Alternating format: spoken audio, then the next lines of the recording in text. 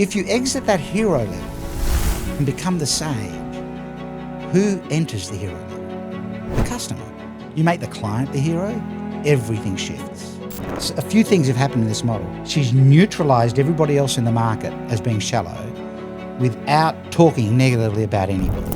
I have a fascination with this idea that, enterprise is the most powerful force for good on the planet when the right people are leading it. And that's a big caveat, right? The only reason a business should exist is to create some value. Yeah. And, so I've had this thought for a long time about, we are in a world today where business should be much more noble. Mm-hmm. And you can't scale the back end of a business until you can scale the sales. Like when we talk about scaling a business, you've got to scale the sales. Right. Money spent on the back end is overcapitalization until you figure out how to scale the selling, right? And so selling should be a force for good. Like a surgeon has to. In 2019, I injured my back badly in Mexico. It's not the right place to do it, right? I had a massive disc rupture, so I was in a wheelchair and everything else. Made it back to LA where my wife was, got back to Australia. The doctor in Sydney saying, you need surgery today. It's going to happen, right? And if not, we don't know how much mobility you're going to get back. I mean, this was the start of a 2-year recovery, surgery, weeks in the spinal ward and all this sort of business. That surgeon had a job to pitch surgery to me. Right. He's got a job to make a sale, right? And I live in Perth, so I've got to have this surgery before I fly across the country. And of course, everyone's saying to me, don't ever let anyone operate on your back and stuff. And the surgeon's going, you need surgery. And here's the thing. All value lives in the ambiguity. There's no value in the thing that everybody knows about. The value is always in the ambiguity. So I'm going to go to a weird place in a minute, right, with this surgeon. He says, you need surgery. I go, I don't want to get surgery. Like, what if I end up in a wheelchair? And then he gave me one line that was the pitch. He said, Simon, being in a wheelchair is not your biggest risk. And I went, it's not? What is? He said, permanent incontinence. Mm. Ambiguity, right? Who thinks of that? Right. He said, you can travel the world from a wheelchair just like you do right now, but, if we don't get this sorted, all the nerves are going to die to the lower half of your body, and then you got bigger problems. And I went let's go. Yeah, I mean, talk about an irresistible offer, I guess. So sales for a doctor is actually the start of the healing process. Mm-hmm.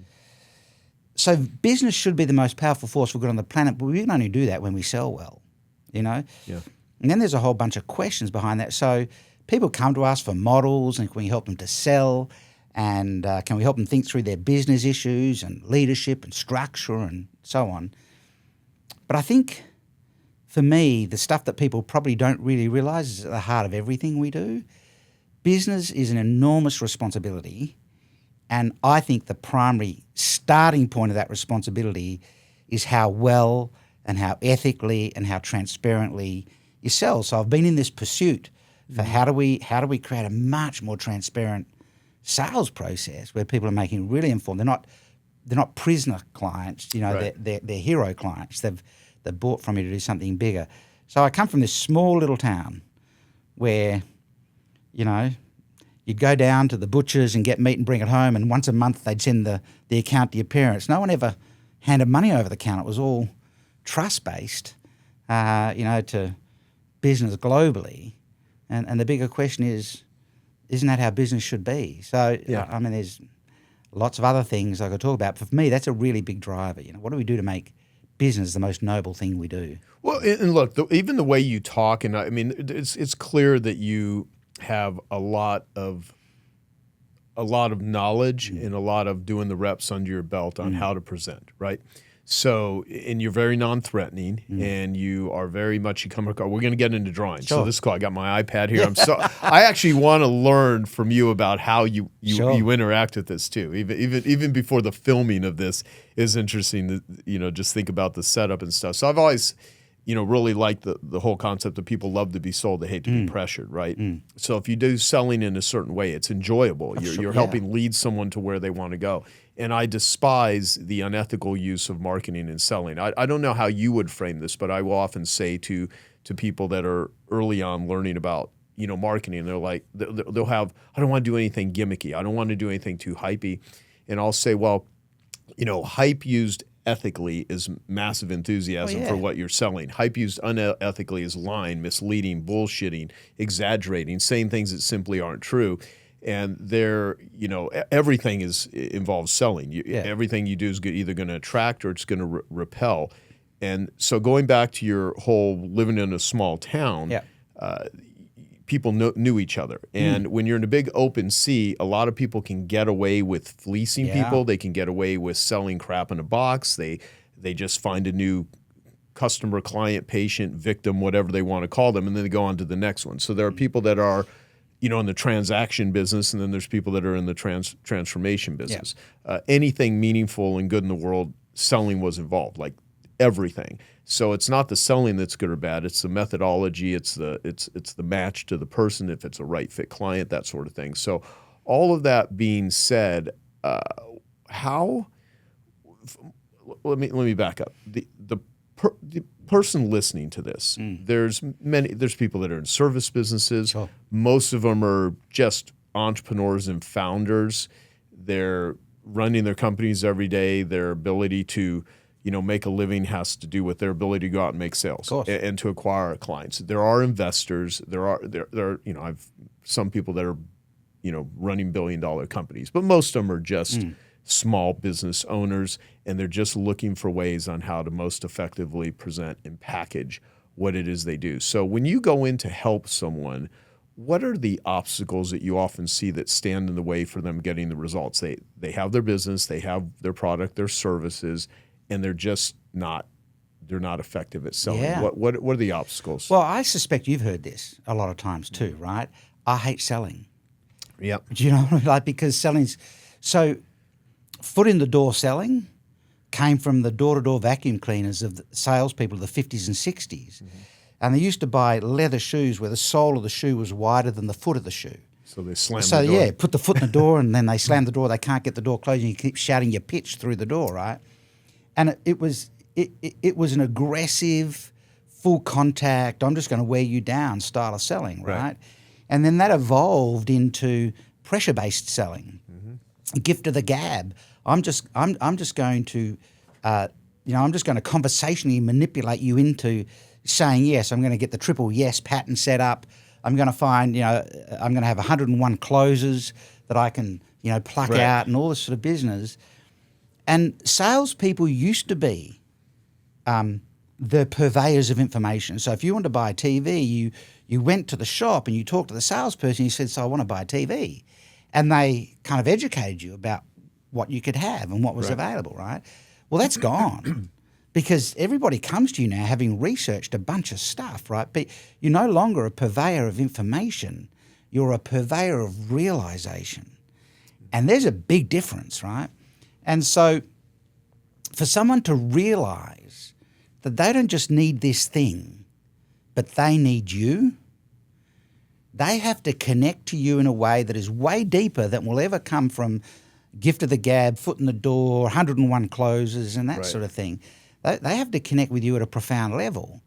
And so what that actually means is that the business owner has to connect with what they're selling at a much more profound level. And it's time to draw. It's time to draw. If that's okay. Yeah, no, draw something, and then I'm going to ask you even how you came about the whole drawing thing. But I want to just have you demonstrate how you communicate. Sure. So one of the things I spend a lot of time thinking about is if you think about, a company might sell lots and lots of products, but there is some kind of company genius that sits behind all those products. There is a central thread of genius. So if you think about the Virgin brand of companies, right? They do all sorts of different things, credit cards, airlines, like a bunch of different stuff, right? But there is a core genius that sits behind it that is common to all of them, right? And what is that genius? And so company genius usually starts with a who, the founder, or the originator of the idea, of the thinking, right? And there's three components to that. The first component is what is that person's philosophy about what they do and the people they serve and the competitors in the marketplace and everything else. I'll give you a classic example. I've worked for a lot of years with a company called Austal Ships in Australia, and they're currently a $51 billion company. They're now a Navy shipbuilder. They're building a reasonable percentage of the US Navy fleet. They build for navies all around the world. They're also the number one high-speed ferry company in the world. And one of the 4 guys started it 30 years ago with $20,000 each. It's now worth $51 billion. Mm. And one of the original founder, the main guy, a guy called John Rothwell, at 14 years of age, put an outboard motor on a bathtub and drove it into the shipping lanes. He's kind of obsessed with the ocean, right? But he has a fundamental belief that there should be no lives lost at sea. Mm. That's a philosophical view. Right. Like that no matter what happens to the superstructure of the vessel, the hull should protect people on board, right? Now, that drives a whole lot of stuff about how you go about doing what you do. And then there's the high story or the history. And these are the wins and lessons. So in life, there's really 3 things. There's wins, losses, and lessons. We get to make a choice about the last 2. Do we interpret it as a loss or a lesson, right? So what are the wins and lessons they found along the way? You know, they started out building aluminium recreational boats. Then they started building crayfishing boats. And then he was on a ferry in Hong Kong. It was rocking around everywhere. People were getting sick. He said, I could build you a better boat. They said, build one, and if we like it, we'll buy 50. So they built one, and then they bought 50. When the tsunami hit in 2000, the US Navy had a destroyer sitting off the coast of Indonesia ferrying stuff into shore because the port was full of sunken boats. And one of Austal's ferries was sailing past with the brand on the side, and the captain of the US destroyer said, get me that boat, because this thing could travel at 30 kilometres an hour, low draft. It was a catamaran. It could carry 100 trucks and all this sort of business. Yeah. And after they'd finished the work, he said, we could use something like that as a Navy warship. And they went, yeah, we could build you something. It's like, what are the wins and the lessons, and sort of have a go. And then the expertise. What is the formal and informal knowledge that you've acquired, right? So that comes from the founder, the who. So it's like a triangle, right? And the first side of the triangle is the who, the founder. Second side of the triangle is the what, which is the big idea that people go to market with. And that always starts with context, which is, why does this thing even matter? And specifically, why with you? Like, what gives you the right to go and offer this? You know, who do you think you are, kind of thing? Right. Why should you actually even matter to anyone that's looking to solve this problem, the why? Interesting thing about context is that is usually the first thing that leaves the sales conversation. And the moment context leaves the sales conversation, all value has left the sales conversation, which is super interesting. Yeah. People, get into product specification so quickly and the context is gone, kind of thing. And so value's exited, right? And then the second thing is concept. So this usually is where we're starting to map out, here's what this looks like, here's how we do it, blah, blah, blah, like the product spec or the specification of service. And then the third part of the what, which sometimes people don't want to talk about, is consequence. So does it work? Can you prove it? Have you got cases that show that it works? What happens if it doesn't work? What are you willing to do as a company when it didn't pan out? So, I say to clients, I think companies have to take if you've taken money off somebody, you have a responsibility to say, we are all in until we get there. Yeah. Right? We have your back. Mm-hmm. So if it takes longer than we thought, it's going to take longer than we thought. But we took your money on the concept, right? So we're all in until we get you, because we're meant to be able to get you there. That was the deal, right? It's a bit like, if you think about, I'll come back to that, but if you think about, one of my favourite models is this futures model that says if we're talking in the present moment, and let's say I'm selling to somebody, and a lot of sales use false scarcity and urgency, like only now until the break finishes, right? Or while stocks last, or while stocks last, and that sort of thing. The only urgency that matters and the only scarcity that matters is the customer's scarcity and urgency. So I might be selling to someone saying, if we look at the present moment and we, time always wins. Time beats everybody. And so if you look down the track 12, 24, 36 months, people say you can't predict the future. but we actually can.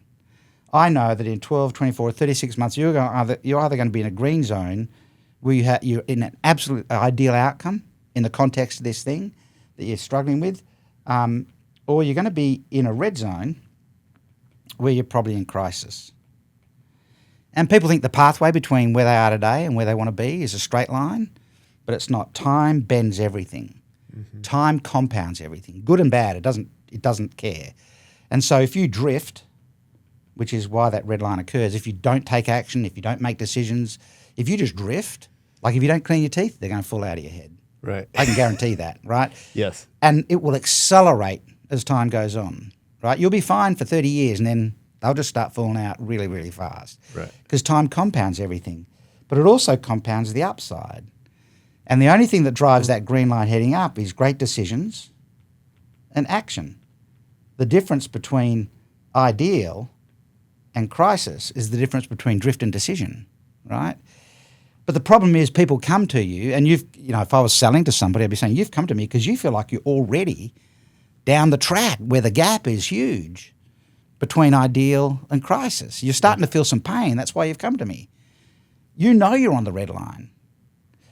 But right now in this moment, we're as close to that green line as we're ever going to be. You can't be any closer than you are right now. Now, in models, just kind of side note, the choreography of the model is as important as the model. I think the thing that I did, lots of people use models, but I think the thing that I did was I applied stage magic and comedy and the choreographic patterns to walking through a model for impact and lacing punchlines all the way through the model. So right now you're as close as you're ever going to be as a punchline. And the idea of a punchline is there's been set up, and then bang, a paradigm shift in a heartbeat that they can't walk back. The moment I go, right now, you're as close as you're ever going to be. You can't walk that back. Cat's out of the bag. Yeah. And you've got a decision to make. Are you going to jump onto that green line and stay there? And here's what I know. And I would draw a version of my genius model if this is a company. Your 3 circles. I've got a framework that can put you on the green line and help you ride the curve because no one falls off that line. They just behave their way off the line. Mm. And so we're going to keep applying that to keep you on that green line as we go up the curve. And here's a really big kind of footnote for everybody. I can't guarantee the outcome. I can't guarantee that ideal outcome. The economy could go bust. There's a whole bunch of stuff, right? But I should be willing to guarantee the pathway because I'm saying I can take people there.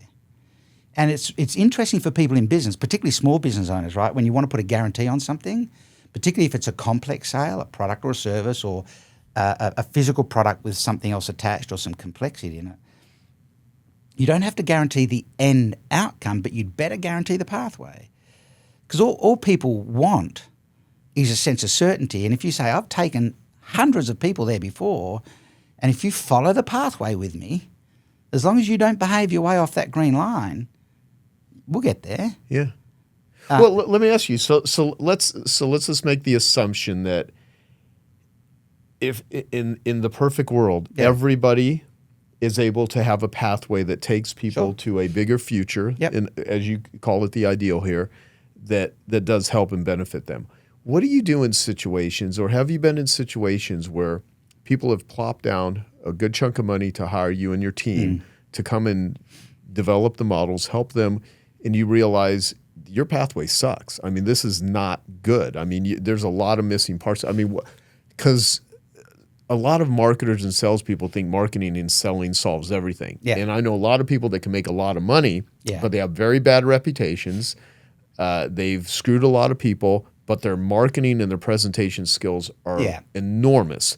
So along the way, because before we started recording, and I'll bring you to this, we'll talk about it, is what it does for the teams, the alignment, because we were talking about that before we started recording, and I'd love for you to talk about what comes out of this. Well, what I'm seeing here is, this is great. This is a great model, right? Yeah. You have an enormous ability to simplify complex things so people can understand them, and that's a real valuable skill for anyone. The question becomes, when do you match the ability to present this with the deliverable?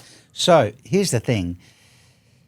if you're going to challenge somebody, right, then, I talk about having a fist in a velvet glove, right? If you're selling something to somebody who has a problem, you can pretty much assume at some point you're going to have to slap them with love, right? So you're going to have to do it. You have to develop the ability to be able to slap someone and have them hug you and go, thanks so much for that, right? Yeah. It's way easier to slap someone when you're drawing a model because they're looking at, it's not you slapping them, it's the model. Well, we know this model is true, right? I'm going to host a whole lot of onboard masterminds in March we're going to the Antarctic, right, with Peter Hillary, the son of Edmund Hillary, and he's got this, he says, there's this line called the experience line. You can get people to move into action if you take them through an experience rather than just talk about it. And so part of the marketing for that, I've been doing some webinars where I'm saying to people, put aside all the agendas and all the labels, like forget labels like climate change and global warming and all of that, like forget all of that stuff. Just put all the agendas aside. If there were two futures for the planet, a green one where the planet is loved by the human species and is thriving, and a red one where the planet's abused by the human species and is dying, what line do you think we're on? And 100% of people say the red one. I'm going, right, well, we should do something about that. So we're going to go to the Antarctic. We're going to get a bunch of, about 100 really great thinkers together, and we want to do two things. We want to have great business masterminds. We're on board. And what if you got 100 great marketers and said, if climate change was the greatest product on the planet, how would you market it? Yeah. You almost certainly wouldn't say, go and sit in the road and shut down London, like the Stop Oil protests. Right. You would say, we need to sell this thing, right? Right. But the moment you go, is the planet on the green line or the red line? Everyone goes, it's on the red line. And you've just slapped people. Put all agendas aside and all labels aside. What line are we on? It's really obvious. So, and we know it's obvious because the pandemic cleaned up the planet. Look how fast it healed. Clear skies over China, dolphins in the canals in Venice again. The planet healed. Yeah. In 2 years of no movement of the human species with planes and things like that. So we know that we are creating a red line without any other science needed because we just stopped moving for 2 years and look what happened. Right? This is so interesting too. So let me ask you from a real personal experience here because so for instance, RFK, who's an environmentalist, I love his take on oceans and plastics and just pollution and all that. Also, whenever he's asked about climate change or what, because I think climate change and the people really pushing it, I became Richard Branson's largest fundraiser. Yeah. So, I've spent a lot of times. Yeah. I've raised millions of dollars, and a lot of it has gone to climate-related stuff. And there's so much of the climate thing that is a total grift. It is people pretending like they want to help the planet, and they're actually worse than the people that they're attacking. Yeah. They use it as an excuse. It's a grift. It is a veneering, freaking virtue signaling nonsense for a lot of it. And so Alex Epstein, who wrote Fossil Futures, who I think knows more about energy than almost anyone that I've ever known. And so I've seen arguments on both sides of this. What do you do when you have someone that is so tied into their, like say they're, full blown, the planet, because the planet can't defend itself, Correct. Now, when you go to the model, the way you framed it's great. Whatever side you're on, you just gave a sort of perspective on doing it. What do you do when you run across someone who's like, okay, the climate change thing, it's a total hoax, it's total BS, and there's this, it's just being used to exploit, and you have that sort of, how would you use the model to explain to? Yep. So if you think about this model, if you think about it in two parts, there's this first thing about need to jump onto the green line. Mm-hmm. Like right now, we're as close as we're going to be. We need to jump on the green line, right? And the jumping onto the green line, and this is true in group coaching programs, it's true in almost all products, honestly. To jump to the green line is almost always some kind of cleanup or reset or recalibration. So it still links to what you said before when, someone really, they're not on the path at all, or they can't even get onto the path, and you're going to take them on as a client or whatever, how do you have that conversation with them? We would say to them that jump into the green line is going to be a reset, a recalibration, or a cleanup. We need to find your mess and fix it. And because they already know they're on the red line at some subconscious level, question has to be, what's the mess you're hiding? Consciously or unconsciously. Yeah. There's 3 levels of conversation in every conversation. The first one is the known conversation. This is the problem they know about, and they know you know about it, and we can talk about it. There's the second level, which is the hidden conversation. It's the problem that they know about and you know about it. They just don't want to talk to you about it. And then there's the unknown conversation. You have an insight on it and they're not even aware that it's there. And that's the hardest one to open up, right?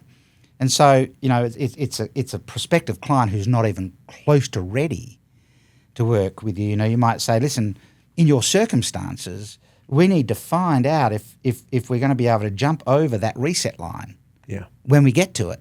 And it's just the model doing the heavy lifting. It's not you making a judgment. You're just going, if you want to get onto the green line, clearly we've got to reset something, we've got to clean up, we've got to recalibrate.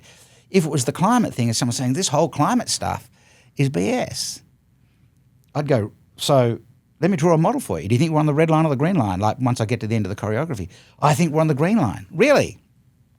Explain how the planet healed itself during COVID when we just stopped moving around. I mean, put all this science aside. I'm not even going to try and quote any scientific studies or anything else. What's your reason for how the skies cleared over China and India, how the water's cleaned up globally, when human impact on the planet significantly reduced? How do you explain that? Right. If you think we're already on the green line. And, sometimes people say, there's this, they can hear it. They know that. They go, yeah, well, it doesn't matter. We're still on the green line. Now you get to say, does that sound like a really intelligent response? Because the model's doing the heavy lifting. And I'm just sitting there thinking from the devil's advocate position from, let's say, and again, because I'm really seeing like to where does it break down and how do you address it? Sure. Because I know you've had these conversations 1,000 to 10,000 times. I mean, you're the world's expert in this area as far as I know, in terms of this method of presenting communication through drawings. So let's take the COVID example of the skies cleaned up. Yeah. Well, then you say, well, okay, maybe the sky's cleaned up, but look at the damage to humanity that happened in the process, the oppression, the mandates, the generational psychic trauma. At what point does, so I'm still not sold that is a thing. So what would you do? So then I might say, well, maybe there's a third line. This is this whole idea of choreography, right? Yeah. You hold back stuff until you need it. Okay. What if there was a line in the middle that was actually an amber line that's just going up and down from highs and lows? So we had good moments and we had bad moments. Mm-hmm. Is that acceptable? And people go, well, no, that's not acceptable. No, because every low moment is just one step away from the red line. And why can't we get from the high moments and get onto the green line? So let me ask you this question. Is the green line a reasonable goal to go after? Because when people are arguing a point, they're usually arguing. So there's a hierarchy. Hey, I hope you're enjoying this video, and I want to let you know that I have a new book that's come out, and if you'd like to get it absolutely free, there's a link below in the description, or you can wait till the end of this video, or you can simply go to joesfreebook.com and you can get a copy there. I've got a cartoon of a guy lying on the road, and a car's about to run over him, and the caption says, "Encumbered with a low self-image, Bob takes a job as a speed bump," right? And if you said to Bob, "What do you do for a living?" he'd say, "I'm a speed bump," and he's describing his role at the task or activity level. Now, if I'm Bob's new team leader, clearly Bob's not engaged in his job. So I come along, you elevate the conversation by asking people why. Right? Bob, why would we have you lying in the road being a speed bump? And Bob goes, because I work in the traffic slowing process. I go, interesting, Bob. Now, I've done this in conference rooms full of people. So then I say to the room, is a speed bump in a traffic slowing process valuable? Everybody goes, yes. And I go, not on an autobahn in Europe. It's completely context dependent. Right. So process and task has no inherent value. Yeah. It's just stuff, right? So then I say, Bob, why would we have a traffic slowing process? Now, for about 10 years, I facilitated the Road Safety Council in Western Australia. That we had set a goal for 0 harm by 2020. Every other state said that's ridiculous. You can't hit a goal of 0. We're going, what other goal makes sense? Like 1,000 deaths? Is that a good goal? That's nonsense, right? Yeah. And the 3 big components of road safety is road design, vehicle design, and driver behaviour, right? And so you get to outcome. So we run this process to get to an outcome, safer drivers or better road design or better vehicle design. Now, the proponents of each of those 3 will argue with each other over which one of them is more important, right? So then you say to Bob, why? For what purpose do we want to have, better road design? In this case, you're a speed bump. And there's this line that exists across here. Above the line is problem. Below the line is solution. Above the line is what I call compelling self-evident value. So I say, Bob, why do we want safer roads? And at that point, Bob will probably say to me, I don't know. You're the boss, you tell me. Because people peg out of the conversation about 2 levels above where they spend most of their thinking time. I say, Bob, 100 metres up the road from where you're lying on the road, we've got a school bus pick-up and drop-off point. And we have to protect kids' lives. When they're leaving school and coming to school at the start and the end of the day. You're not a speed bump, Bob. Your job is to protect kids' lives. In a heartbeat, his whole view of his job just changed. So he might want to still take a sick day before he thinks he's protecting kids' lives. If he's supposed to start at 8 a.m. and he wants to take a sick day, he just might not ring in until 9 o'clock. Right. When he knows he's protecting kids' lives, he still could take a sick day, but he'll call in the night before, right? And here's the thing about this is a hierarchy between abstraction and specificity. And what happens is, if I put 100 reasonable people in the room and say, what should we do to protect children's lives? They'll say, whatever it takes. None of them will say, well, whatever we can afford. They'll just say, whatever it takes. Right. But the moment I put 100 people in a room and start saying, should we focus on road design, vehicle design, or driver behaviour, they'll start to argue. People only ever argue about solutions. They don't argue about problems. And so if I want to talk to people about climate control, my question is going to be, should we pursue the ideal line for planet health where humans and the planet coexist in a symbiotic way that does no harm to either? Should we pursue a green line pathway that offers coexistence without harm?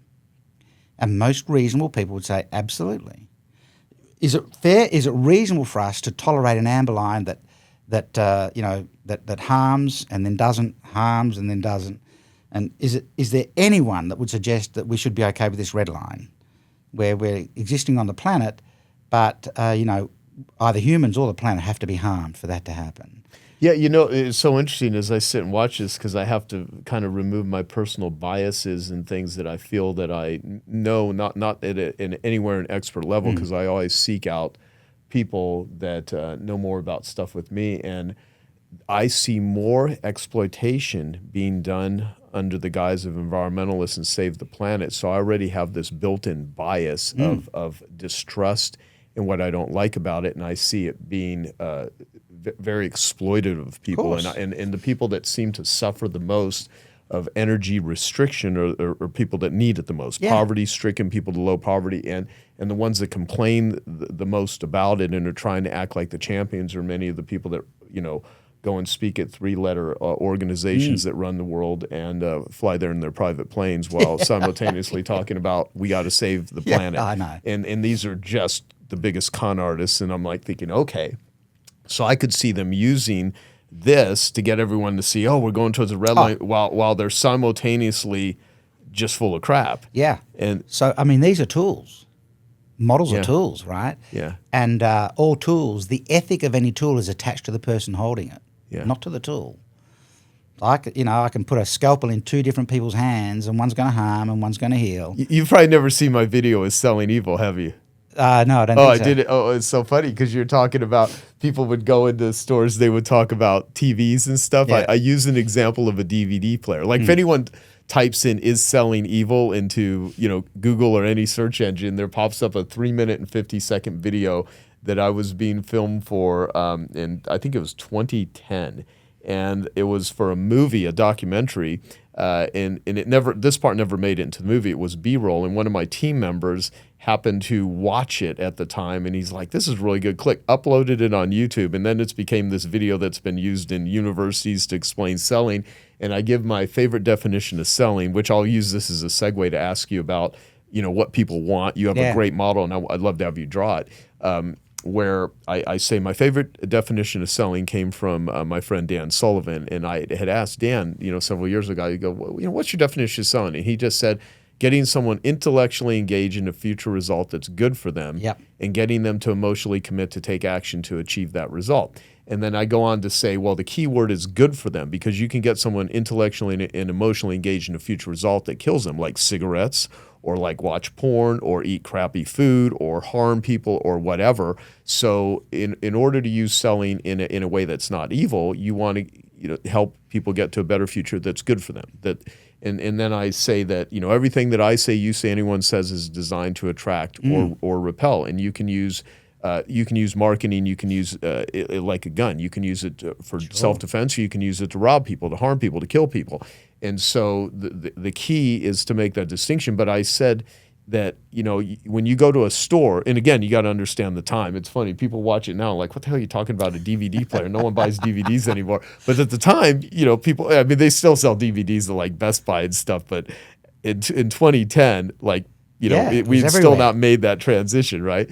And so what I say is, salespeople are the biggest educational force on the planet. Where do you learn most things about financial services and financial instruments, or about anything? There's a salesperson who's incentivized that does the education. So now the world has shifted, of course, in a lot of ways. And so what was you said earlier? I actually wrote it down on my iPad. You said, we're purveyors of realization, right? Yeah. And so the funny thing is, I used a DVD player. I said I would never go and read a manual on how a DVD player worked. How did I learn? There's a salesperson that I was in some store that showed me this stuff. So what has changed today? Because when you said when you were growing up, everyone trusted each other. You go to the butcher. Now today, a lot of people shop and they never have any interaction with anyone. This is all socialization, I think, has become really damaged. So again, to go back to the COVID example for clearing the skies, oh my God, think about the isolation and the loneliness and the depression and the suicide. So whenever you build a plane, you create a plane, you create a plane crash. That quote from, I think, the 1800s, you build a ship, you've created shipwrecks, right? Yeah, and nothing gets created without consequence, right? Cause and effect. Right. Yeah. So I would add to Dan's definition, selling is the process of, intellectually converting someone to an idea that is good for them. Maybe it's also valid to say that is good for them is good for their soul. Yeah. Yeah. There needs to be an internal qualifier, right? So I don't, and take, climate change, which is just this thing I'm working on for March to help out. But I don't think we should be pursuing a green line at the cost of humanity. Mm-hmm. But we need to find the line that works, where we operate together, right? Yes. And I think some of the things that have really shifted in sales and selling, and transparency is a really, really big deal. We're living in a world now, people used to buy products and services, right? And if you think about it, when I was growing up, I left school in 1978. You bought products. You kind of didn't buy from personalities. My world was not occupied by influencers and thought leaders, quote unquote, which I think is the most commoditized term on the planet right now today. Thought leader? I am actively telling people, stop calling yourself a thought leader. I love hearing you say that, because I say any idiot can come up with a thought. Result leaders I like way better than thought leaders. I've actually got a whole model, and I'm kind of in the interests of time, maybe, I don't need to walk through the model, but if you think about 4 levels, right? the world of marketing once upon a time said just turn your thing into a product. Great, but you become a vendor and you're going to be price-based. So then in order to kind of get premium, people said, authority-based marketing, right? Content, become a thought leader. To be a thought leader, you need two things. You need an original thought and you need followers. If you're missing either of those, you're not a thought leader. So if you've got a LinkedIn post with two people looking at it, calling yourself a thought leader, like forget it. Right. And it's because those people exist, thought leader is a commoditized term. Yeah. So the next level up is you become a hero to your client. And your client goes, okay, I come to you for strength, right? And that's valid. But if you're going to sell from thought leadership or being the hero, you've got to sell on ego. I'm a thought leader. I'm a hero. So in the late 70s when I left school, no one sold on ego. They sold on product and company reputation. And it was all of that quite pressure-based, insurance salesperson style thing. And, so as time went on, we've kind of moved into this world where people know a lot about the thing they're buying. Right. They do want to find out more, but there's two things that everybody's buying, and we're all actually selling the same thing. Everybody wants to win in the context of the problem they're trying to solve. Like, no one wants to buy average. Hey, I want to buy a new car. Do you have an average car to sell me? That's nonsense, right? Like, I want to get help with my business. Do you have an average solution to help me? I just want to scale averagely. No, everyone wants to win. They don't want to admit it, but they actually want to hang around with their buddies, go, I got the best business out of all of us. Totally, right? yeah. But the second thing everybody wants to buy is they want to be made safe. And I call that buyer safety, right? And I've got a whole model around buyer safety, the 5 stages of buyer safety in the marketing and sales funnel, right? You've got to offer 5 levels of safety and in a sequence as you move through. But the thing is, people actually don't want to have to be safe. So people want to smoke and drink and not wear personal protective equipment in industrial environments. They want to drive fast and do stupid things. They don't actually want to be safe, but they want someone or something else to make them safe. And so they want the government to make them safe. I want somebody else to solve the climate problem so that I'm okay, but I don't want to have to do anything, right? Or I want somebody else to regulate or promise me something that's going to make me safe, right? And so a big challenge for business today is the two things you're selling is I'm going to help you win and I'm going to make you safe. If you buy from us, we can guarantee you that green line because we've walked hundreds, if not thousands of people along there. We know the gates to go through. And the only thing that's going to take you off that line is if you behave your way off the line. And if you do, I'm going to call you and go, you're not behaving on a green line way. And then you'll make a choice. Yeah. And if you don't want to get back on the green line, we're probably not going to hang out together anymore, right? Or if you jump to the green line and I don't see the first movements, I'm probably going to say, I don't think you're a green line client. And the model, once again, does the heavy lifting because everyone actually knows that model is true. If you clean your teeth, you're on the green line, great teeth to the end of life. If you don't, they fall out of your head. It's just that simple. Don't maintain your car, it's going to break down. Maintain your car, it'll last for years. And so we're constantly moving through that tension. And so if I actually, but the level above hero, there's an interesting level above hero if I can just close that loop. Then I'm going to come back to company genius. Okay. The problem with being the hero or even claiming thought leadership is you have to sell on ego. Yeah. I'm going to rescue you, right? And that makes your client a victim. So what's the level above hero? And Luke Skywalker had Yoda. Every hero has a sage. And the sage is often smaller and physically weaker, but they're full of wisdom. And so Yoda said to Luke, pick up your lightsaber and come at me. Now, I'm not a Star Wars fan, but I remember this scene. And Luke picked up his lightsaber and Yoda had his lightsaber and he's kind of batting Luke away a bit. And Luke's going, but Master, I'll hurt you. And Yoda goes, no, just come at me. And he flicks Luke's lightsaber away a few times. And eventually Luke gets angry and he's coming at him full bore. And Yoda just shuts his eyes and with the lightsaber and flicks it away. And Luke goes, I don't understand what happened. He goes, it's the Force, Luke. The sage has 3 qualities.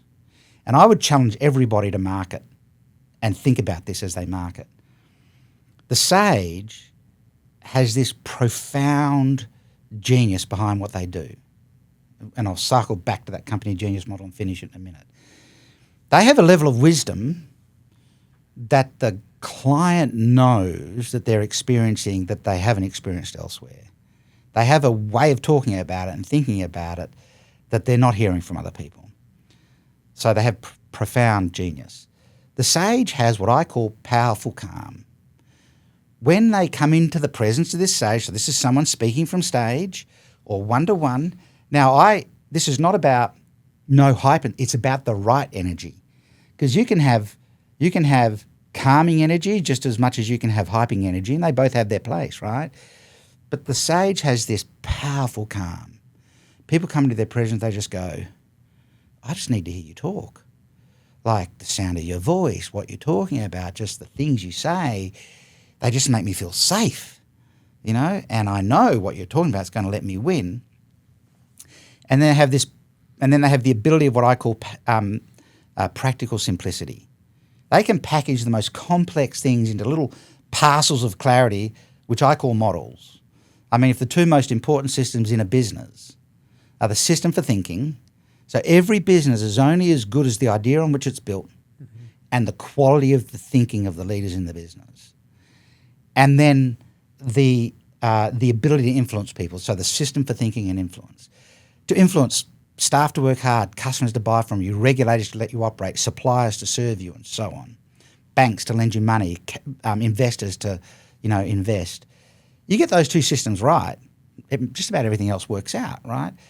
And so I went on the search for, is there a system for thinking and influence? And then I realised it's these visual models that I draw. Because the first thing the models do is extract much deeper thinking and conversation about things, just like this silly little model with a red and a green line has extracted out of us around climate change and a whole bunch of other stuff. Right. They are frameworks for thinking that allow you to go deeper and deeper and deeper. I mean, for my inner circle client group, I take a business book every month and I summarize it into a model, even if it didn't have a model in the book. It just takes the book to a deeper level.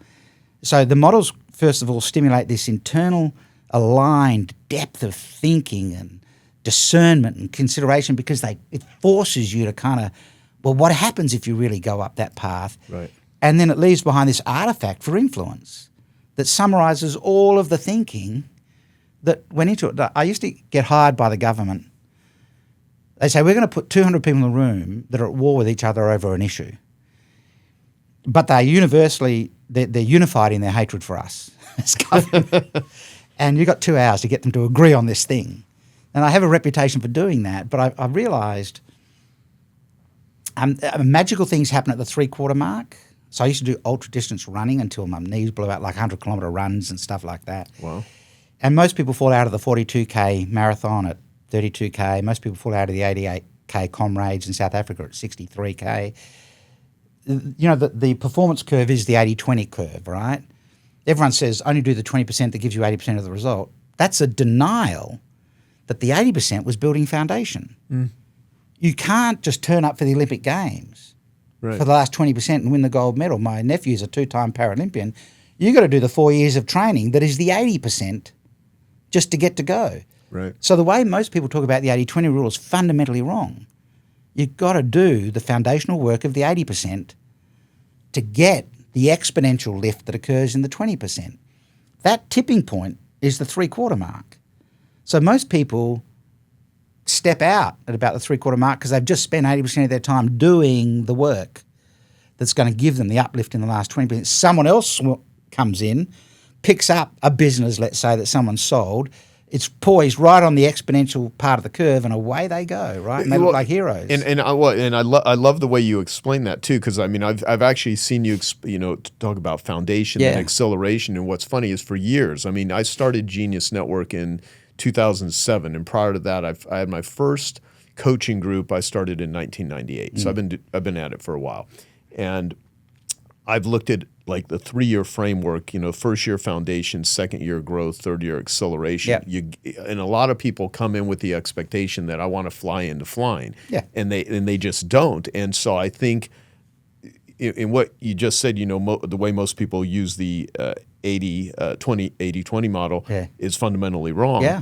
So there's a lot of things that are fundamentally wrong. And I think what you have brought, what you bring to the table is, I mean, most people suck at marketing. I mean, like we were talking about hate. I Love Marketing, my I Love Marketing podcast, right, which this interview will go on. I originally started that when I bought the website. When I registered the website, I Hate Marketing. And I actually bought I Love Marketing because someone already owned it, but they were not doing anything with the name. And I turned it into the podcast. But my original thinking was, how many people hate marketing? Not because marketing's good or bad. It could be either, as you explained. It's just they don't know how to use it. They don't know. So I think a lot of the resistance to explaining anything is we just don't know how to explain it. No, correct. And I mean, and as I'm going through this, it's interesting how much this evokes in me and how much conversation I want to have with you after, just with what you started here. But the beauty of that is you get people into it really quickly. You make the distinctions. You show people how to have ahas. And ultimately, for me, I only want to accelerate things that I truly feel are going to expand humanity, not contract it. My number one, even with all my marketing skills, my main thing is I want to change the global conversation about how people view and treat addicts with compassion instead of judgment, and find the best forms of treatment that have efficacy and share it with the world. And I need to have a business and means and mechanisms and money in order to do the things there. And I want to utilize your model for explaining how complex addiction is. Yeah. Like addiction, I think, is one of the greatest global problems on the planet. Absolutely. And it's complex. It's very hard to explain. And so, as much as I'll just tell you, as much as my agenda that I have here of learning about marketing and sharing it with people, there's things that I think are really damn important for me, and that I want to share with the world, that I want to get out there. And a lot of them have nothing to do with money motivation. As a matter of fact, I spend money in order to spend as much time as I do away from business because for one, it helps me. It helps me in my own recovery. I think it really matters. And so I see incredible significance in what it is that you have learned how to do and how you explain it. So let's go back to the genius model. Yeah, sure. And then I'd like to leave people with what else can they do in order to get good at this, to actually start doing this. So I think, and just as a footnote to what you're saying, I think what makes business great is business only works when you contribute. And I'm probably going to step into a hint of personal views here, but the reason businesses can do things that government and charity can't is charity is not self-sustaining. You need a profitable position to be self-sustaining, and then serve a purpose. You need both those things, right? Charities are often not profitable, and so they're always looking for handouts. And then government's often all about control, not contribution. Right. And control is not a pathway to a solution, right? And so, this idea that we should be able to have these conversations that allow people to look at you want people to be able to look at you and go, he has this sage-like presence around him. He's got this profound genius around what he's talking around in terms of addictions and things like that. But packaged in this practical, simplistic way so that we can all understand it, and we feel safer hearing him talk about it. It's stepping to that position of sage, and so the genius model became a critical part of that. And so I stepped into this futures model, and I love sell people their future, not your features. Right. Always future pace, right? But I started talking about the futures model when I started talking about consequence. You need to be able to show people the future, right? And then the other part of this that is the how, and so this is delivery. And I just want to finish this and then get into conversations around, for example, genius model and some of the sales models. And I actually want to give people just a real quick model that they could be thinking through right now, right? And it will change some things. Great. But the how in today's world, and here's kind of how part of the way people are buying today and selling is today more than ever. People want to win, they want you to make them safe, but they also want speed and ease and leverage. So they want a massive return on their investment, and they want it to happen right now without any effort from me. Yeah. Right? Yeah. So can you give me that? Right? And so what happens is a lot of companies, context disappears from the conversation, and a lot of companies end up marketing on the concept, the consequence, and then these three things. And then we're in this world where people are obsessed with the business owner stepping away from the business. And like, how can you take yourself out of the business? Well, it's interesting to me that Branson is still so involved, and he's clearly the face of the brand, right? And and I've been fortunate enough to be able to have some conversations directly with him about this. And why is he still involved? He said, because people are buying me. He's real clear, right? Yeah. So you think about, what if you stepped away from the business and all of Joe Polish's philosophies and history and everything else away from from helping people with addiction and get it. The moment you step away, the what and the how just becomes another commoditized company. The point of differentiation is almost always at the point of origin. Mm-hmm. And so what we're trying to do, when we think about this, so there were 6 primary frameworks that I lent on when I built the Genius model, and I started building it on a gold mine in Papua New Guinea, where we had to get the people to behave safely when they didn't even speak proper English and didn't read work procedures and things. And when they go home to their villages, they're actually at war with each other on a gold mine. We want them to work together safely with really dangerous stuff, right? So I was using chaos theory, and chaos theory is all about the self-organizing system, right? There's always a self-organizing system if you can find it. So I started using chaos theory. Then I started using Jim Collins' hedgehog concept. Yep. Chaos theory and the hedgehog concept are both Venn diagrams, and there's some core themes around that. It's usually, and I will say for the to anyone listening to this, that on your YouTube channel you have a great model that I think you spent 6 minutes on it, on explaining the hedgehog theory better than I've ever seen anywhere else. So people have heard that concept from Jim Collins for years, but you take concepts and you visually communicate them, which is well, when you look at the hedgehog concept, there's no explanation of the overlap between the circles, which really, just between you and me and everyone else listening to the podcast, makes it a triangle, not a Venn diagram. Right, right. That's another story altogether, right? And meant with no offense, right? But so, the hedgehog concept, chaos theory, then I got deep into Daniel Kahneman's fast brain, slow brain behavioral economics. I lent in on Simon Sinek's golden circles.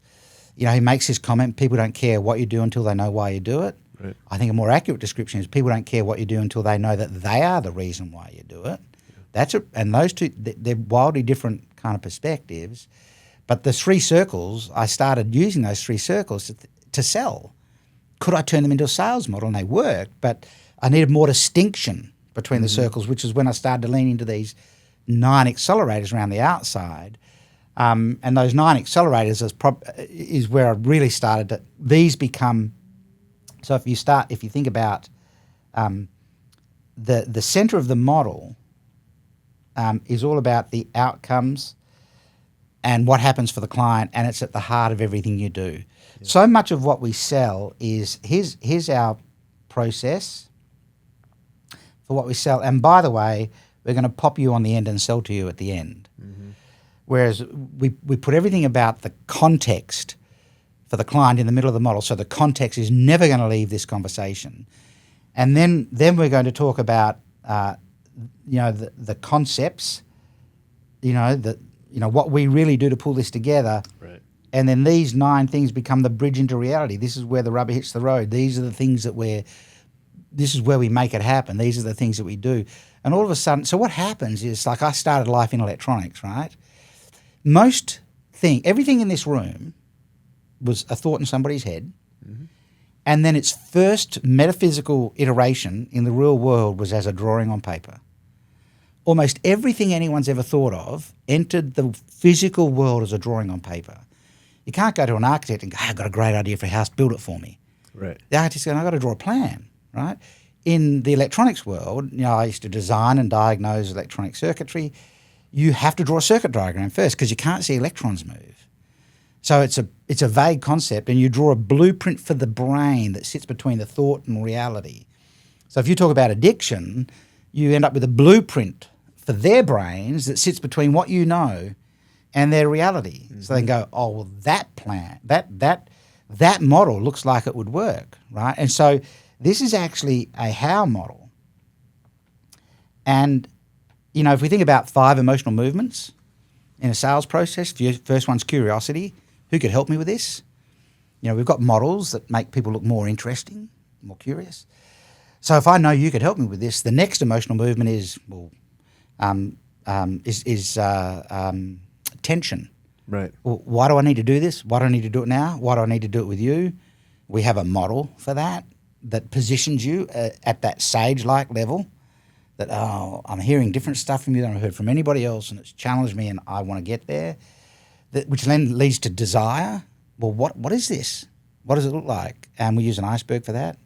And I want to step through that so people could think about how they could do this for their own business before we finish.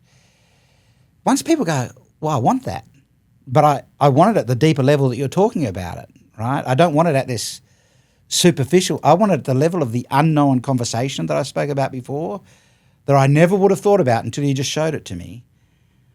The next logical question is confidence. Well, how does that work? Let me show you my framework. Yeah. Great. Well, then the last emotional movement is commitment. Well, when should I do it? Have you thought about the future? And you've seen that model, right? Yeah. Today would be a good day, you know, because the only urgency that matters is yours. I mean, how long do you want to wait? Those lines are just getting further apart. So why don't we talk about what it would look like if we were to do it today? And it's such a non-threatening, safe way of selling, because buyer safety says the customer should feel safer with you at every step of the way than they would with any other alternative. Yeah. And I always feel like, in establishing trust, I write about this in my book, trust is, rapport is trust with comfort. Yeah. So as you're going along, people feel more comfortable. You mentioned tension. Yeah. And there's a lot clearly where you certainly evoke disturbed by inaction. I mean, I'd say that's probably what you want to have happen in any sales situation, because if they don't feel disturbed, if they don't have your thing, there's no incentive for them to buy your thing. Yeah. So do you believe beyond selling feelings, because I've had lots of conversations with different people about this. People are buying a feeling. If they're buying, a $10,000 Rolex versus an Apple Watch versus a Timex, one's buying a watch, the other's buying what the watch and all the other things. It's not even really a watch. It's just an excuse to have, a computer attached to your wrist and all the other music and things you can do with it. Then there's status, and then there's things like Louis Vuitton. I remember having a conversation with Richard Branson, and we were me and him were just literally on a boat, we're on a sailboat, me and him together. Yeah. And I've interviewed hours of interviews with him because I've spent 6 weeks on Necker Island over the years. And he was saying, we were talking about the biggest brands, and he said, Virgin is a well-known brand, but we're not the biggest brand. He said, what do you think the biggest brand is? And I'm like, I don't know. I said, probably Coca-Cola, and they sell liquid Satan. So, but they're well-known, and it's funny that, the biggest brand in the world came from cocaine, because it used to be cocaine cola, the first 4 letters. That's where Coca-Cola originated from. But then he's like, well, he goes, I think Apple, Richard said, he goes, I think Apple's the most respected brand right now. And this is several years ago. But, you take, what are they buying? Are they buying a feeling? Although there's products and services attached to these brands, there's also feelings, there's things that are tangible, like I need a coat hanger. You're not really buying an emotional feeling. You need a coat hanger. I need a banana, right? Well, I'm hungry. So what are people buying? It's interesting. This kind of, a really useful model, we could go for 10 hours on days, this, but right? we'll just touch on this. This might be. I've got a model that I call the cost of inaction model, which there's a different thing I want to walk through now, but it's getting people to think about.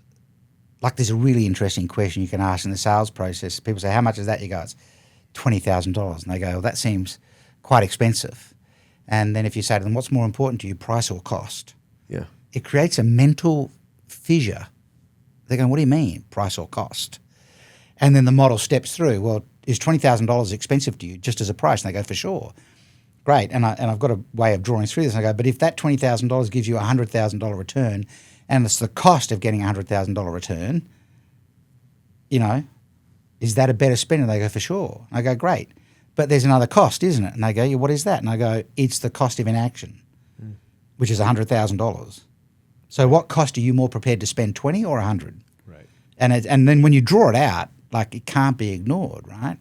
So there's just, you're constantly with these models trying to challenge people's paradigms. Well, and you said it right there. You know, when you draw it out, it can't be ignored. Yeah. And I think that's the so Well, much. because we're dealing in a digital world, and increasingly, I mean, it's another part of what's changed about the way people buy. We're dealing in an increasingly digital world, right? But humans are still analog because they have a range of emotion. You and I remember when, if you went to a holiday home and there was a big sporting match on or something, someone had to stand over the TV with the bunny ear antenna and get into a weird position to try and get the picture and just stay there so everybody else could watch it, right? Right. 'Cause we had grayscale, right? We had shadow. Today it's blue screen or a picture. Yeah. It's on or off, right? So you're on stage, and I draw all the time, because when you draw people in, because it's an analog process and humans are fundamentally analog. You stand on stage at a conference and click through a PowerPoint, it's click, click, click. And humans need time. No one is walking through your thought process at the speed that you are if you're the sage. No one. And so you know, when you're clicking through with PowerPoint and things like that, or you're putting people into a digital funnel, you're assuming they're consuming it at the same speed that you thought of it. And they never are. Yeah, no, you're right. And so, you know, I can overlay the digital sine wave and the analog sine wave and the gaps between of what we're trying to close out when we're marketing and selling. So I draw because it slows everything down and lets people follow the drawing. That's why, you know, the explainer videos on whiteboards work so well, because they're analog, right? What's funny, like, is my Selling Evil video. Here's what's so funny when I was talking about that. So I recorded that. They uploaded me just talking, and then the Draw Shop, which are one of my Genius Network members, they actually whiteboard animated just me talking. Yep. And that's the video that everyone watches because it shows the drawing. Because humans are analog. Yeah. We're trying to sell to analog beings in a digital world, and we're trying to force them into a digital buying pathway that they're just never going to be comfortable with until we become digital, if ever. Right? Well, let me say this then, because God, there's so much more we can go with this, but I want I'd love to have you explain how people can use it, and then we'll wrap, and then maybe in the future, depending on the comments we get, maybe we'll do a part 2 of this. And you're here for my 100K group this week, which would be great. So I know you're going to probably blow people away with what you know there. So the thing. So we've been doing these AI workshops, teaching people just how to use AI for Genius Network. Now, I'm not an AI expert, but I have a couple of people that are, and I have some Genius Network members that are amazing. And as far as, you know, it's funny, Genius Network, I don't want it to be known for me. I want it to be known for the people in the group. And it's interesting to hear what you said about that, of you know, that, because I've heard you talk about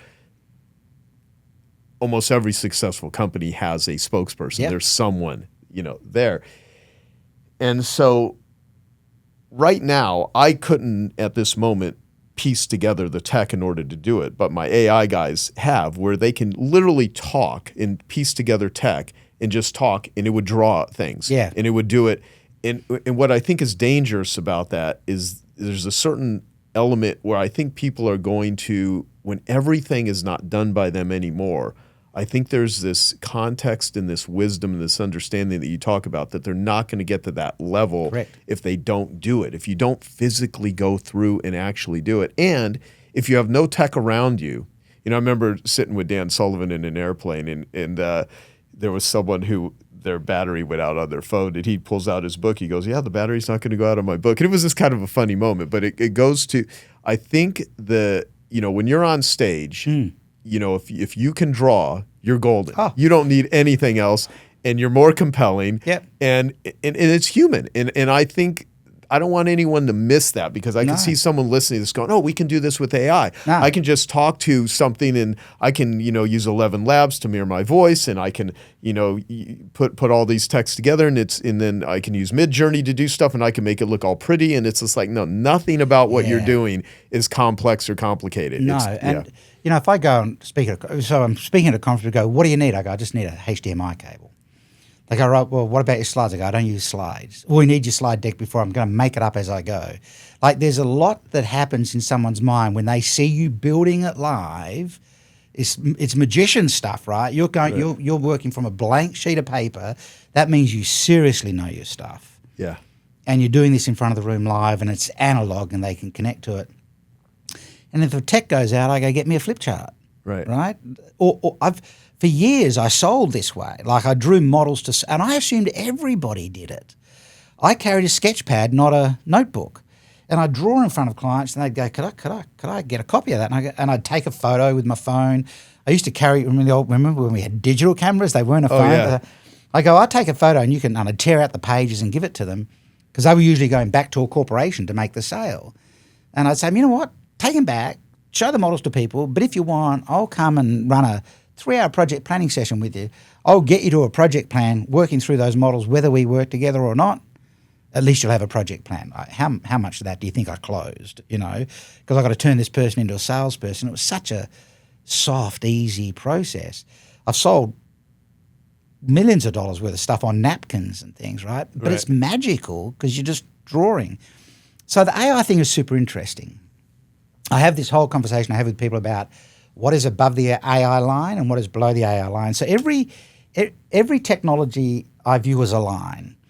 And what the line does is elevate the level at which human labour becomes worth zero. And so, once we had robots that could lay the bricks for a house in 3 days, bricklaying became worth zero, right? So what the AI line done is shifted the line to the point where, Seth has a great comment about AI commoditized mediocrity. Like if you're a mediocre copywriter, you are cooked. Totally, completely. If you're a mediocre contracts lawyer, you're cooked. Exactly. However, so what is below the AI line is concept and construct and content, and it can do a bunch of this stuff. But what is above the AI line is conscience. Mm-hmm. Is this good? Like, is this a good thing for people and for the planet? Is context. At least in the short term, AI doesn't have context. I'll give you a great example. I mean, like everybody else, we're in the process of building, a large language model on my staff so that our clients can use it. But a client will ask me a question. I know you do this. Dan will do. Everybody that's great at what they do will say to somebody, "It's not the right question, right? Is it?" And the person who's asked the question is going, "Well, what's the right question?" The large language models don't have the ability to do that yet. Like someone can ask it a question and they're going to get an answer because the large language model doesn't care. It just wants to give an answer. When the sage would have said, I don't think that's the right question. Yeah. And would have challenged contextually, right? So AI at the moment doesn't do context.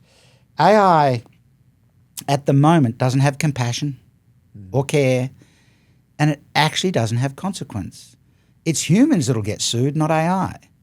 And it's humans that will celebrate success, not AI.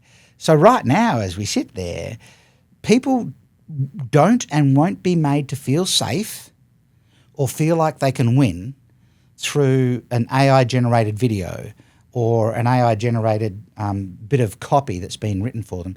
I think what might happen in the short term is people will become increasingly suspicious of, is that really a video of Joe talking about such and such? Absolutely, and that's why I really think even the real human, even in person, like I'm seeing more of a deeper sort of interest in getting together in person now, because now there's so much. We're becoming more suspect by the second in the world because what's real anymore. Yeah, that's right. So if you're at that sage level, right, profound genius, people just know it when they hear you.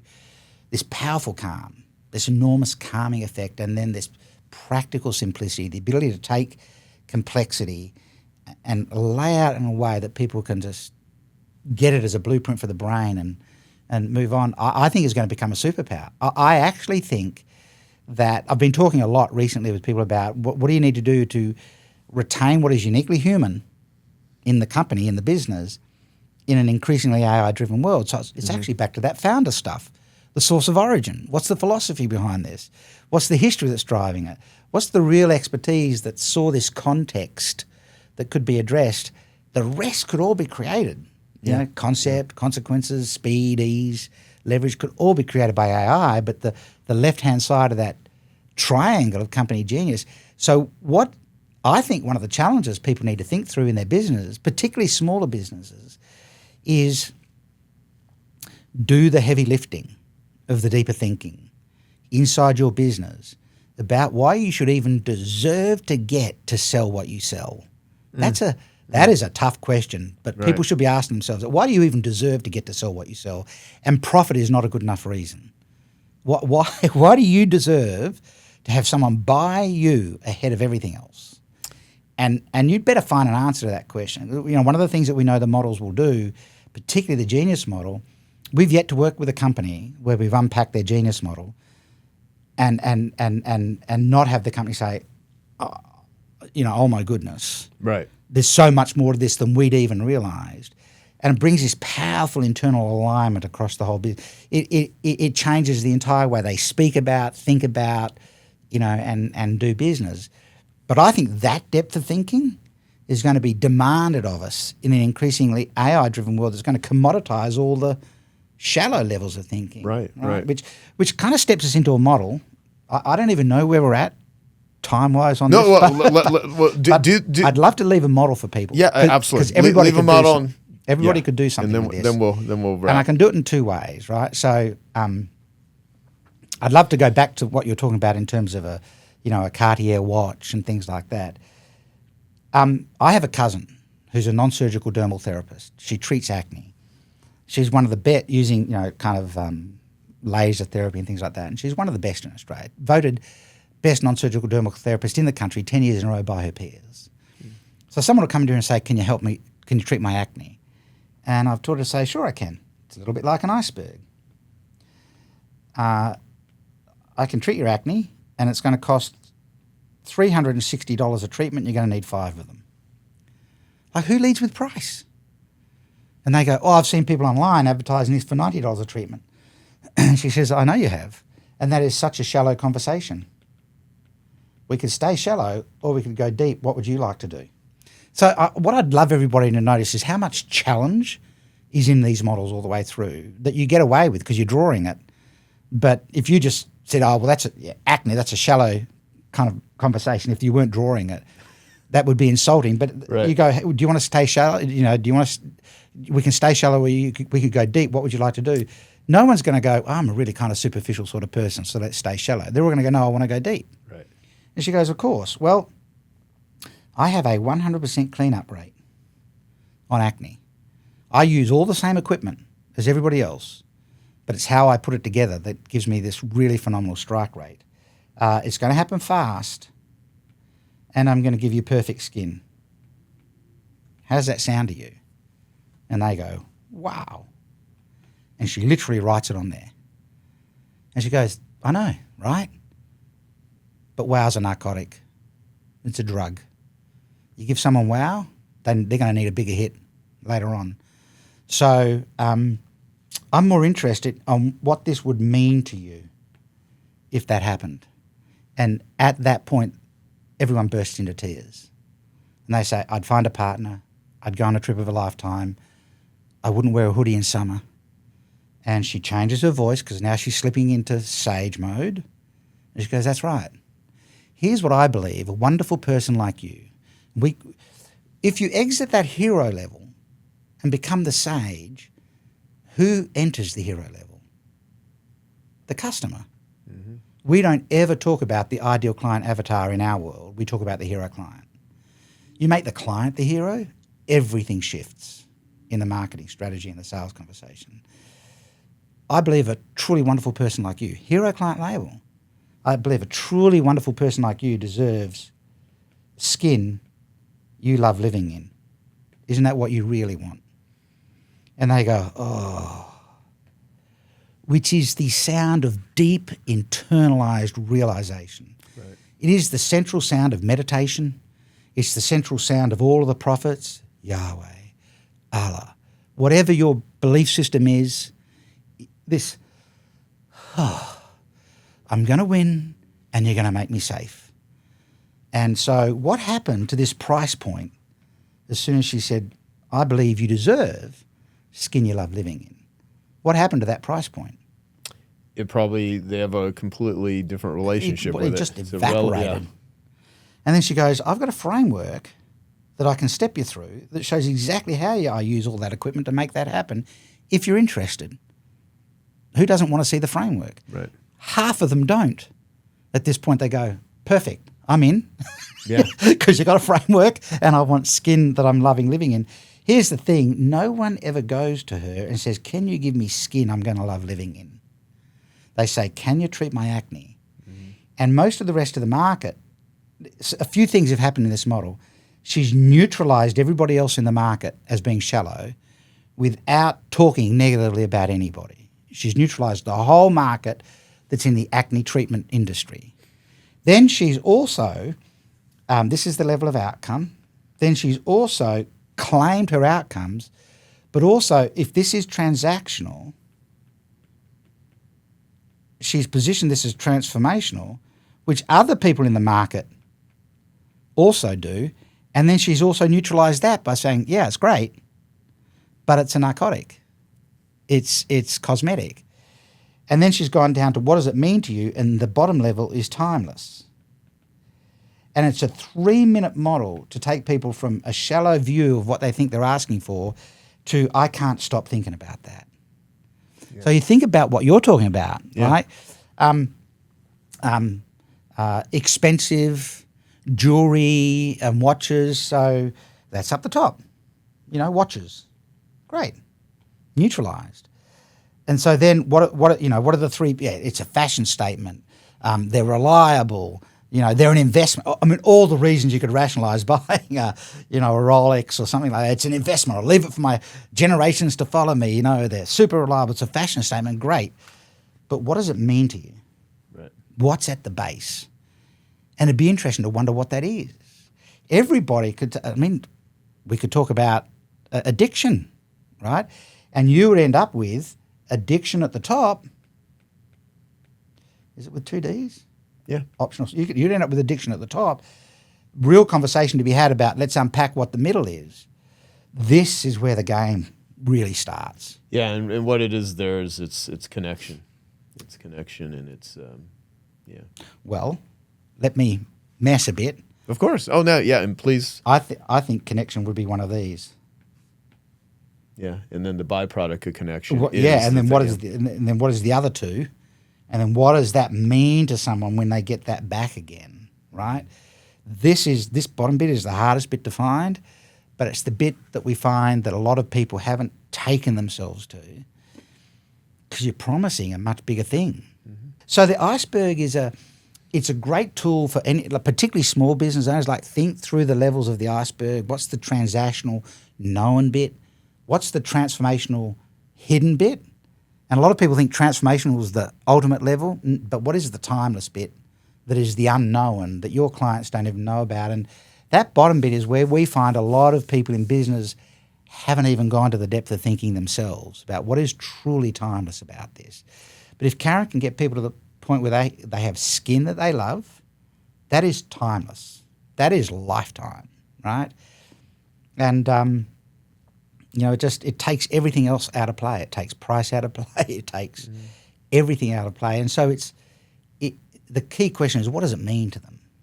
Right. It's the level of meaning that we need to be willing to actually export to that customer, not even to the world necessarily, but what does it mean to them? And it's such a simple, it's just an iceberg. Yeah. You can do it over the phone. Hey, picture an iceberg in your head. You can add choreography to it. It doesn't matter how much wind and storm you throw at the tip of the iceberg in one direction. It's always going to move in the direction of the base. So, creams, hacks, tips, tricks, doesn't matter. Only 10% of the iceberg is above the waterline. I'd rather go to the base. Do you want to treat your acne or do you want skin you love? Yeah. There's so many ways of unpacking this thing. I love it. And so here's what I would say. I've interviewed over 1,000 people. And I've talked to some very smart people, and you have one of the most unique methodologies, model method, for conveying and communicating and deepening how people think about things. And when I get a new perspective on how to look at framing, it always very much excites me, because what this does is it opens up doors of opportunity that people didn't know that those doors could be opened. And I think that's what you're providing. You're providing a capability for people to just be simply more effective. And I hope that the listeners and the people that have watched this now see a possibility and now have a deeper capability so that you can go out and do more good in the world. And, you know, all money earned ethically is a byproduct of value creation. So, of course, the emphasis on I mean, I loved your question of, you know, deserving to sell what it is you're selling. I mean, I think that's something definitely worth thinking on. So for people that want to learn more about you, I mean, you have some great videos online that teach this, and then also, you know, you have a business where you train this. So where do people go next to find out more? So modelsmethod.com is our website. It's pretty old now. We're in the middle of rebuilding a website. Boy, there's an exercise. Yeah, I have someone coming to the meeting this week that I should have you talk with. Oh man, yeah. So, but we're about to relaunch that. But I've got a lot of video content on there that people can watch through. I draw on a glass board, which is kind of interesting and things like that. Lot of blog posts on there. I'm very active inside LinkedIn. I post 3 times a week typically, so.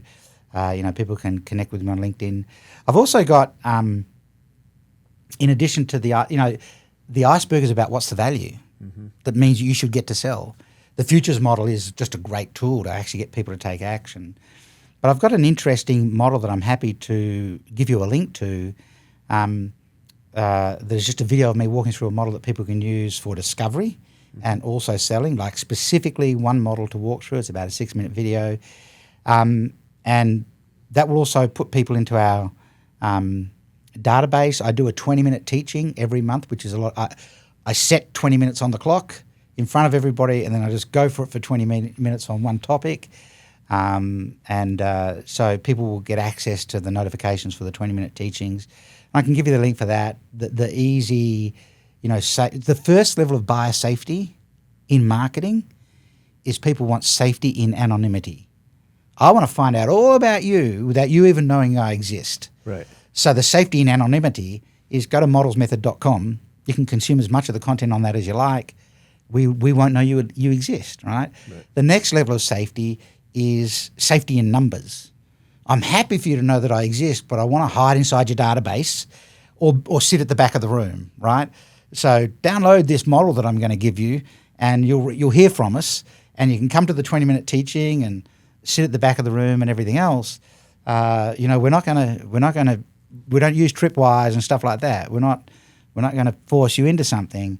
You know, the third level of buyer safety is when they raise their hand, but they want safety in process. Yeah, look, I'll book a time to have a chat because I could always cancel it because it's a process, right? Right. Then they want safety and privacy. Yeah, I'd like to look at some of this stuff by myself. Great, here's some content you consume before we have a conversation, right? So that the ultimate level of safety is safety and commitment. The safest thing for me to do is to buy from you. So you can go to modelsmethod.com, safety and anonymity, consume as much as you like. It's all there, right? And I'll give you a link. And what we'll do, we'll put that in the show notes. So if you watch this video, we'll put it in the link there if you watch this on YouTube. And for the podcast, we'll put the link in the show notes for the podcast, and then you can go directly to there, and we will do it. And so, Simon, this is funny too. We're doing this. We're going to go to the Grand Canyon this weekend. Yeah. We're going to do all kinds of interesting stuff. So it was really great to sit down, and for the first time, I'm sure this will not be the last, to just have you share what it is you shared here. And to all the listeners, I really hope that you found this incredibly valuable, incredibly useful, and like anything. How long have you been doing this now? I've been consulting for 30 years, and I've always done this with the models. Yeah. So you know, do a little, you know, get into it. There's a lot to learn here. And last thing I'll ask you, how would you define genius? Boy, that's an interesting question. I should have actually thought you might ask that question, right? Genius to me is an intuitive perspective that someone has on something that they don't even realize is unique until people start noticing it. Yeah. And then the challenge they have is to turn that intuitive perspective, intuitive genius, into organized genius, which is why we built the model. Love it. Awesome. All right. Thank you, sir. Pleasure. Absolute pleasure. Okay, I hope you found that video awesome and useful. So if you want to get a free copy of my book, I want you to click here. And if you want to watch some more videos that'll be useful and awesome, click here. Go ahead. They're over here. Do it now. Come on. Thank you. Watch them.